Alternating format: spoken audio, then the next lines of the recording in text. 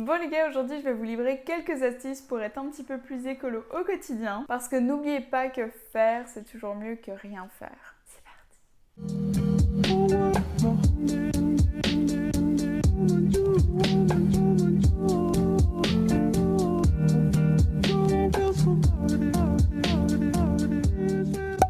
En prime abord, je vais vous parler de votre consommation en eau. Je ne peux bien évidemment que vous conseiller d'aller le plus vite possible sous la douche. Je sais que c'est toujours tentant de rester des plombes, mais juste quelques minutes en moins, ça fait la différence à la fin du mois, à la fin de l'année. Ça fait la différence sur la facture aussi. Donc si vous avez pour habitude de prendre des longues douches interminables ou des bains, vraiment quelques minutes en moins, ça ne vous tuera pas. Essayez au moins 2-3 fois par semaine de vous dire ok, bon cette fois je me la fais rapido. Un deuxième conseil, toujours par rapport à l'eau, petit tips très glamour cette fois-ci puisqu'elle concerne la chasse d'eau. On utilise 6 à 12 litres d'eau à chaque usage de celle-ci, ce qui représente par an et par personne entre 3500 et 3800 litres. Rien que ça. De l'eau qui en plus est potable, alors que certaines personnes dans le monde crèvent de soif. Personnellement, je bois énormément d'eau, donc je vais faire pipi H24. Et quand il n'y a pas d'invité, etc., si j'y vais toutes les demi-heures, j'évite de tirer la chasse à chaque fois. Je vous demande pas d'attendre qu'il y ait des odeurs ou des choses ainsi, mais juste économiser 2-3 chasses. Encore une fois, ça aussi, ça fera la différence. Pensez-y.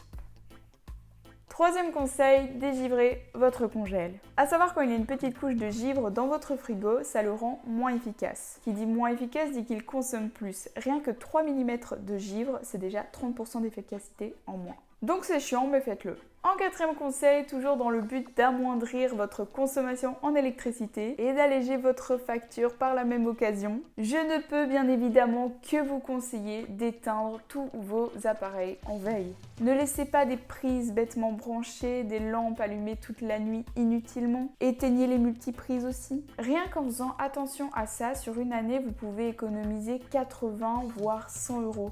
C'est pas rien quoi, il faut en profiter. Cinquième conseil, faites un maximum de zéro déchet. J'avais déjà fait une vidéo sur le sujet où je vous donnais plein d'alternatives à telle ou telle chose.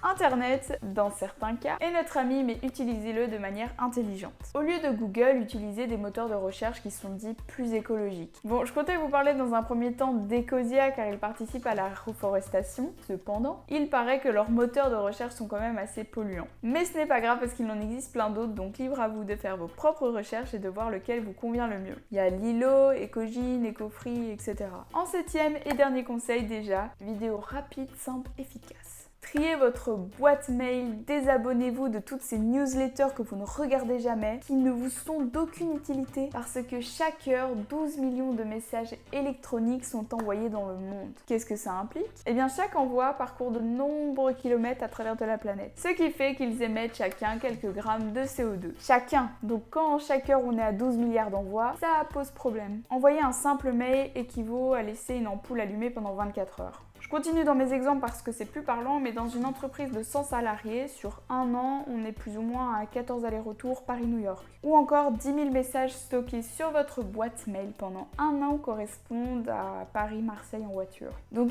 imaginez les changements qu'on peut faire avec de simples petits gestes. Petit à petit, l'oiseau fait son nid, chaque geste compte et est important. Donc voilà les amis, petite vidéo courte mais qui vous permettra par ces simples petites actions de rendre notre monde un peu plus vert. Je vous fais plein de gros bisous et je vous dis à la prochaine.